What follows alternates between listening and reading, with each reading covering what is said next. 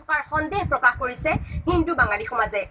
এই ঘটনাক অসমৰ ঐক্য সংহতি বিনষ্ট কৰি সাম্প্ৰদায়িক সংঘৰ্ষ সৃষ্টিৰ এক গভীৰ ষড়যন্ত্ৰ বুলি অভিহিত কৰি এই ঘটনাৰ CBI তদন্তৰ দাবী কৰে নগাঁৱৰ হিন্দু বাঙালী সমাজৰ নেতৃবৃন্দই। বৃহত্তৰ নগাঁও হিন্দু বাঙালী সমাজৰ সৌজন্যত বৃহস্পতিবাৰে দুপৰীয়া পৰত নগাঁও চহৰৰ মাজেৰে উলিওৱা হয় এক প্ৰতিবাদী মৌন সমদল।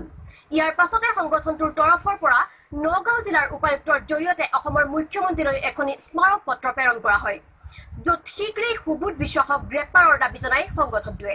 চৌদিশে চিলাপথাৰ কাণ্ডৰ প্ৰতিবাদ অব্যাহত থকাৰ মাজতে বৃহস্পতিবাৰে ৰাজপথলৈ ওলাই আহিল বৃহত্তৰ নগাঁও হিন্দু বাঙালী সমাজ। সমগ্ৰ অসমজুৰি অব্যাহত থকা প্ৰতিবাদৰ সুৰতে সুৰ মিলাই অংশগ্ৰহণ কৰিলে এক মৌন সমদলত।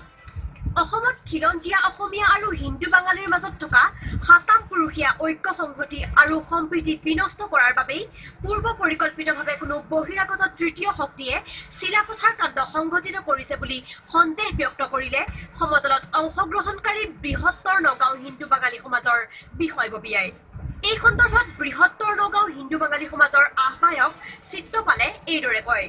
অসমীয়া আৰু হিন্দু বাঙালীৰ সাতাম পুৰুষীয়া ঐক্য আৰু সংহতি বিনষ্ট কৰাৰ কাৰণে বাহিৰৰ পৰা এক অখ্যাত সংগঠনৰ নেতা সুবোধ বিশ্বাস আহি চিলাপথাৰৰ দৰে এটা স্পৰ্শকাতৰ